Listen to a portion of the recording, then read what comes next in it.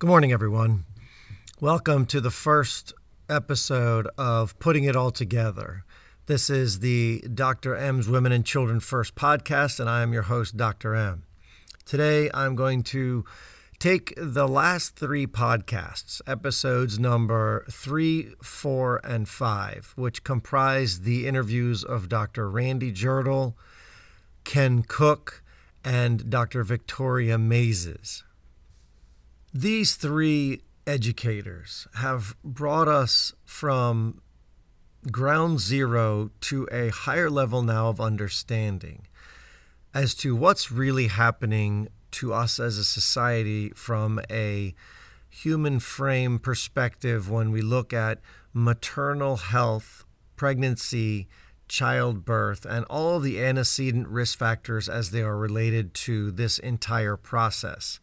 The thrust of the Women and Children First podcast has always been, can we understand what's really happening in our world from a physiologic, or better yet said, a pathophysiologic perspective, where we are people, humans, that exist in this world, this environment, and how does our interaction, our interplay between us humans and the external world, or what we call the environment. How does that interplay affect us? Are we positively affected, negatively affected? Are we not affected?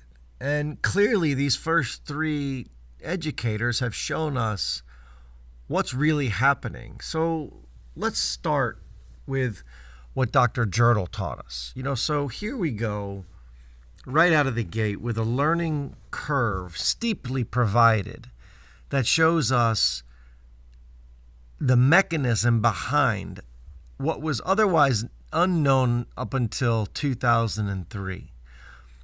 What's really happening to us from an environmental perspective? And so the agouti mouse comes along, and in 2003, Dr. Jirtle's lab shows us that by giving the agouti mouse mother, in this case the pregnant or soon-to-be pregnant mouse, methyl donors, in this case a carbon atom with 3 hydrogens attached to it, this comes specifically from food sources, vegetables, was added to the food of the mama mouse. And they watched to see what the experiment would show. If nothing was done and they were fed standard mouse chow, the offspring in general would be yellow, fat, diabetic, and prone to cancer. And in this case, the animals, while consuming the chow with the added methyl donors from the vegetables, allowed for a change. And that change we saw as a offspring that came out brown, skinny, non-diabetic, and not prone to cancer. And when they analyzed what happened, they found something remarkable. They found that this thing called epigenetics, or upon the genome, were these little marks, these little carbon atoms with these 3 hydrogens attached to an upstream part of the gene that said to the gene to be silenced or not read. Nothing was changed in the coding of the gene. And we get into this with Dr. Jirtle very importantly, because the genetic code is identical. It is not the genetic code that gets changed. It is the upstream region that tells it to be read or not read. So for the first time in our understanding scientifically, we have the ability to change the outcome of an offspring via a food source. That is the seminal point in change for me in understanding how critical food is for a healthy pregnancy. This will lead into what Dr. Mazes goes through ad nauseum in her beautiful discussion of the integrative approaches to having a healthy pregnancy, and specifically fertility. And she talks very fondly and appropriately about the Mediterranean diet, or what we call the anti-inflammatory diet. That diet is loaded with quality macronutrients and quality micronutrients, polyphenols, very healthy chemicals that when added to the pregnant situation of a mother, that chemical structure of the food sources plays a pivotal role epigenetically in our mind in having a positive offspring outcome. And she went on to discuss, studies looking at obesity and the risk factors related to being out of a healthy state as a pregnant woman, and the offspring risk, and the increase in autism, an increase in congenital deformities. I think of a study from Kong et al. In 2018 that showed that ADHD, autism, and mood were 3 times increased in risk if the child was born to a mother who had obesity and diabetes. If the mother had diabetes pre-pregnancy, that risk was greater than gestational diabetes that occurred during pregnancy, which the risk was greater than if the mother was of normal weight pre-pregnancy.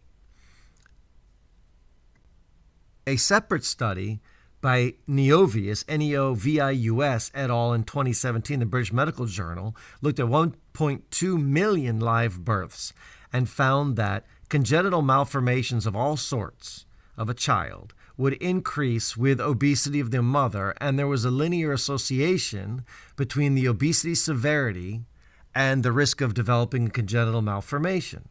So when you start to look at that, you say, okay, we have a mechanism of reason why something would go wrong, as we saw with the agouti mouse model. Impossible to repeat these studies in humans because we can't control for all the factors that are able to be controlled for in a mouse experiment in a lab.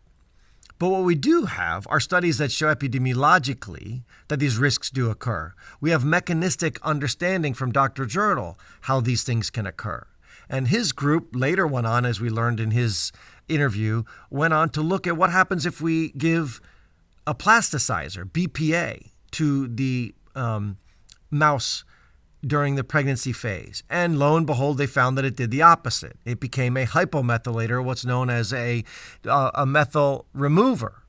And so then the mice would come back to the abnormal state of yellow, fat, diabetic, and prone to cancer. And there was definitely a dose association issue here where the more methyl donors provided by the food would overtake the effect of the plastic and back and forth.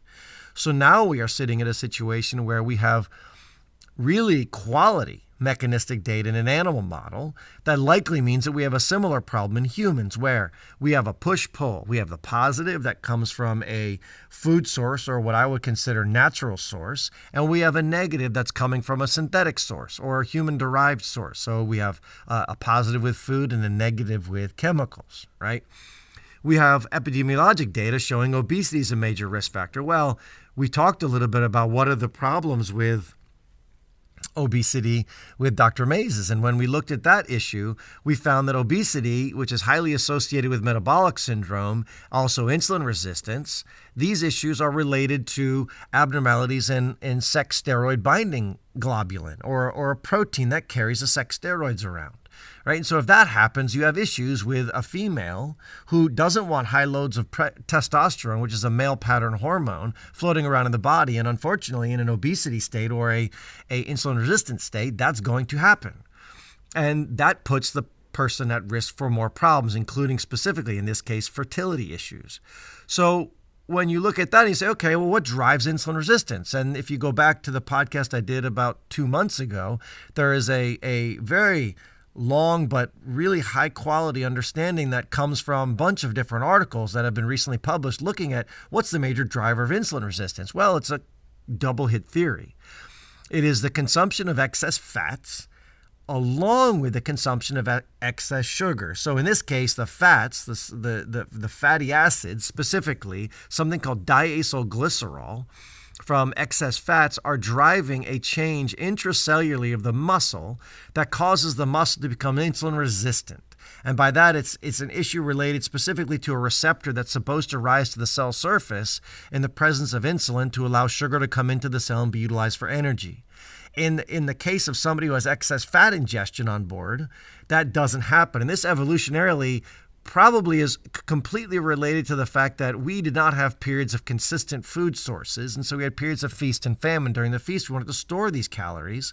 So we'd become insulin resistant to force them to be put into fat cells, not to be utilized by the muscle.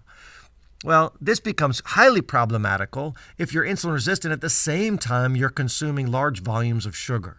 So therefore, not only are you not able to get the sugar across the muscle membrane, because of this GLUT4 transporter issue from the high fat that you've been consuming. But now that sugar has to be pushed somewhere else. So your pancreas releases tons and tons of insulin. That insulin then goes to the fat cell and says, hey, you take this glucose. So the fat cell gets overloaded with sugar, which gets stored in a form that we call triglyceride, and you're off to the races. Well, that's in and of itself one thing. The problem we know now is that's highly associated with inflammation in those areas. And now we know the sex-binding globulin hormone issue, and further hormone dysregulation comes up, and we have a recipe for really big problems. So there is some of the mechanistic understanding to why the Mediterranean diet is so important. But then again, looking at Ken Cook's work, we see now, where are the chemicals coming from? His group, Environmental Working Group in DC, has spent years putting together databases of information of where the chemicals that are potentially causing problems, as we saw the agouti mouse model, mechanistically, where are these chemicals? And what could they possibly be doing to us, right? And are these chemicals hiding in plain sight? Are they in your sunscreens? Are they in your face makeup, your shampoos, these everyday products, your couches? And his group has shown us where these things are. So we have a mechanistic model. We have a toxicologic situation that probably exists for most of us. We have a dietary issue that if we're not consuming high quality foods, we're now at the state where the push-pull is probably not in the right direction. So you can imagine a state where a mother who currently is growing up in southern states of the United States, where I live in North Carolina, and she is ready to have her second child. She's stressed out. She's busy with first child running around the house, maybe not enough time to provide for the best quality food, assuming that all those opportunities are even available. So maybe the diet's not perfect. We're less capable of consuming the best foods. We're a little more insulin resistant than we need to be. What's going to happen? Oh, and by the way, maybe we're exposed to some chemicals because we're not really aware of where the chemicals are.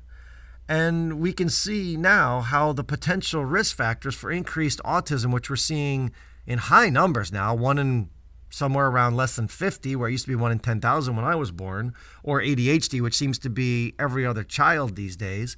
So we now have an understanding of where this stuff could be going wrong. As Ken Cook rightly pointed out, sometimes it's not a single chemical that's causing the problem. Sometimes it's 3-4 chemicals in a similar product or in separate products that are coming together, and the confluence of them may be the issue. These are all really difficult answers to prove because of the variables. In Europe, they have the precautionary principle. It's up to the company to prove safety. In the United States, not so much. It's up to us to prove being harmed, and that's a much trickier situation.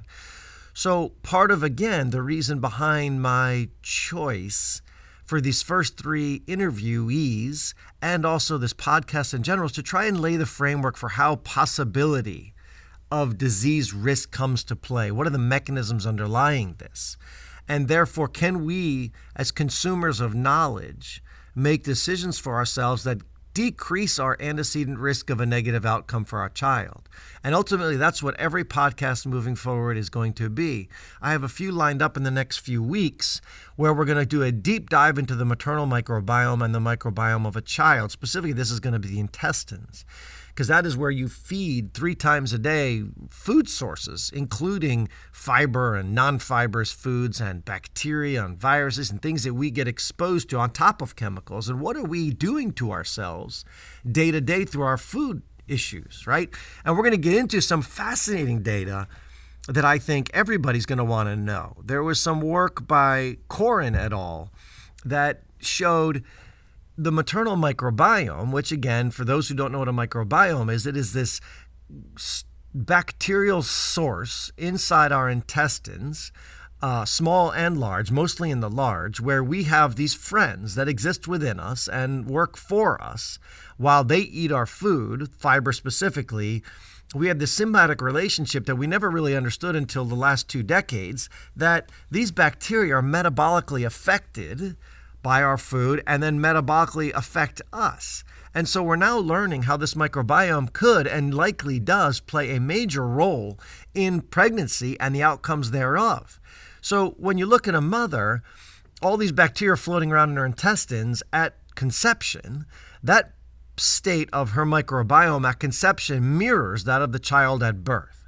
But what's fascinating, and this is what we're going to get into later on, is that that microbiome over this period of time during the 10-month pregnancy goes from being whatever state it's at the beginning to an insulin-resistant, almost metabolic syndrome state by the end. And this makes logical sense evolutionarily again, because if you think about it, a historical period of time, which is most of the human existence, where food is scarce, you would want to store everything you could to make sure pregnancy makes it, and then you'd want to store every calorie you could to make sure you're able to breastfeed once the child is born.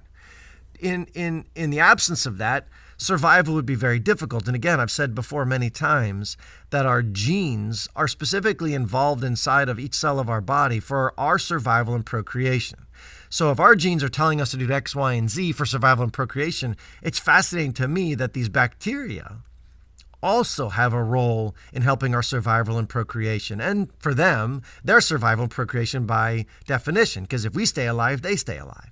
So this symbiotic system is absolutely mind-blowing as we're learning about it. And we're going to get into this a little bit, like I said, with two upcoming guests, Dr. Kjersti Agard from Baylor and Dr. Lindsay Albenberg from Children's Hospital of Philadelphia.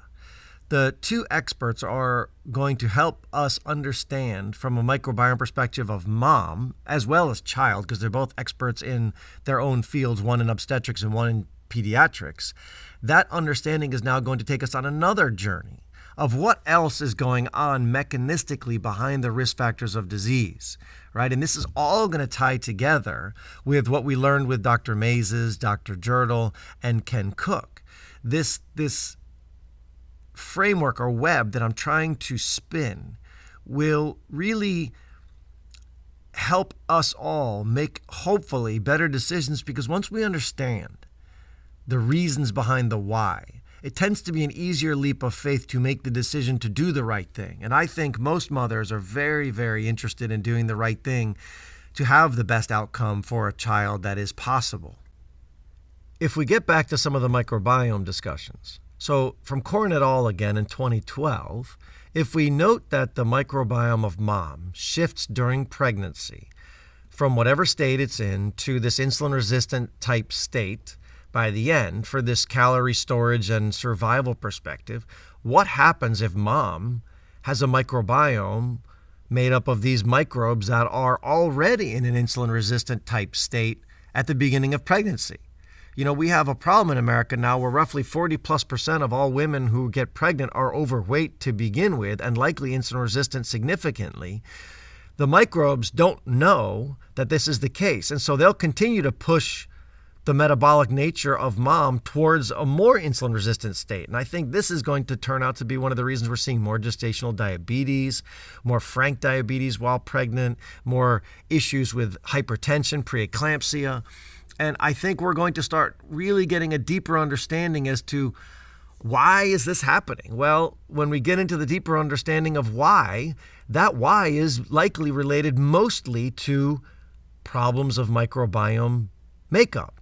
Well, that makeup occurs from many different things: birth process, birth order, maternal food intake, child's food intake, antibiotic exposure, antacid exposure, chemical exposure, and on and on. And the environment of our society now is not as useful as it used to be towards a healthy state. So as we break down these pieces of risk, specifically related to the microbiome in the next upcoming lectures, they're all going to tie together with the fundamentals as laid out by Dr. Jerdal. We need healthy food, not chemicals. We need nurturing, not bad behavior. We need high-quality environments, not low-quality environments. We have Ken Cook telling us all day long where these chemicals are.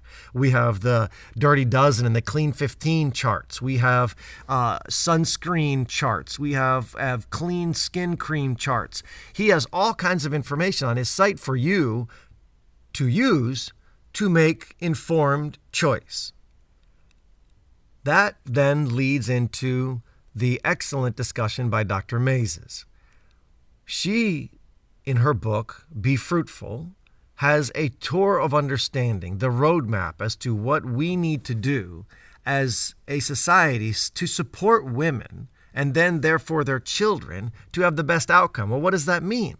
Well, number one on that list is to help women handle stress.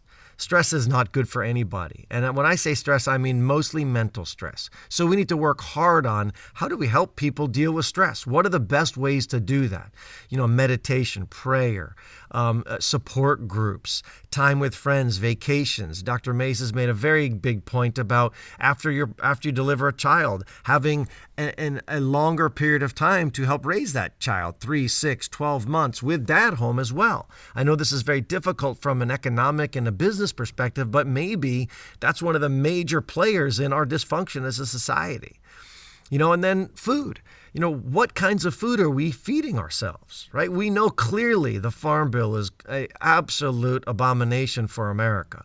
We are subsidizing all the wrong foods, which is why we have corn, soy, and wheat cheap as dirt, whereas vegetables, fruits, and meat are expensive. So the poorest among us are having the hardest time putting the best food on the table. Then therefore, we're a society of rising obesity. And even if you're not obese, your rising inflammatory process, as we're seeing terribly now with COVID, taking the lives of many Americans who 96% of which have one of the 4 great metabolic diseases, including obesity, diabetes, heart disease, and high blood pressure.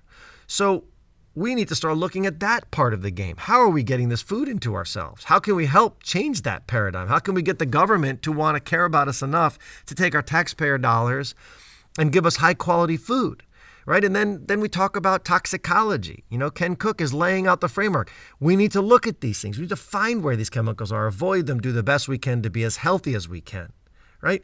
And then ultimately, you start going down the list of other possibilities of risk avoidance. So exercise. How do we move more? How do we help increase the burning of fuels? When you move, you actually do the exact opposite of insulin resistance. You translocate this GLUT4 transporter in the muscle to the cell surface. So you actually directly counteract the effects of the high-fat, high-sugar diet by moving. So exercise is key in preventing metabolic diseases and problems with pregnancy. So before you want to get pregnant, exercise daily. And this does not mean you have to do CrossFit or HIIT training or any of that, but move, walk everywhere, take stairs when you can.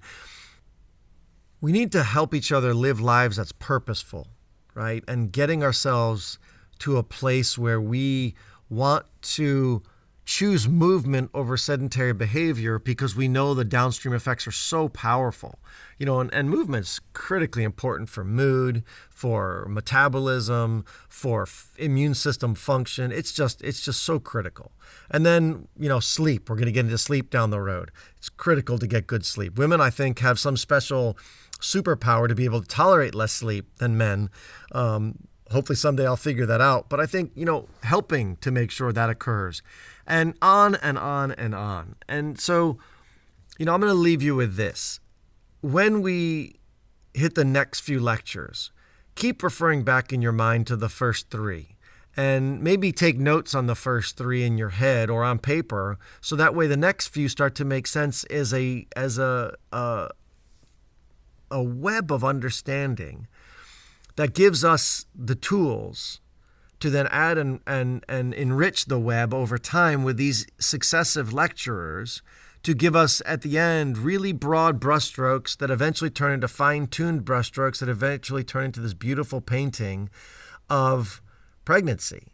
And that pregnancy then turns into a beautiful painting of a child or children. And you end up with a triptych. And for an art history person, that's gorgeous. And so that's sort of my goal moving forward. And I hope these first 3 lectures had the intended outcome that was to be the mechanistic beginnings of understanding behind the why.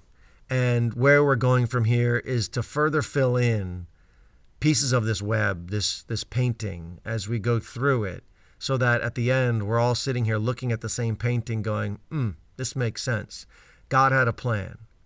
And that plan was to not be a polar bear in the desert. That plan was to be a human person living in a really clean, well-fed, stress-free society. So with that, I'll leave you. I hope you guys have a fabulous day. I hope this was helpful. Putting it all together, number 1, again, from the first 3 episodes of interviews with Dr. Randy Jurtle, Ken Cook, and Dr. Victoria Mazes. As always, hug those kids. Thanks, and have a great day. And as always, the disclaimer. The information provided in this podcast is for educational and informational purposes only. It is not a substitute for advice and treatment provided by your physician or healthcare professional. It is not to be used to diagnose or treat a health issue. This podcast does not constitute the development of a provider-patient relationship. Have a great day.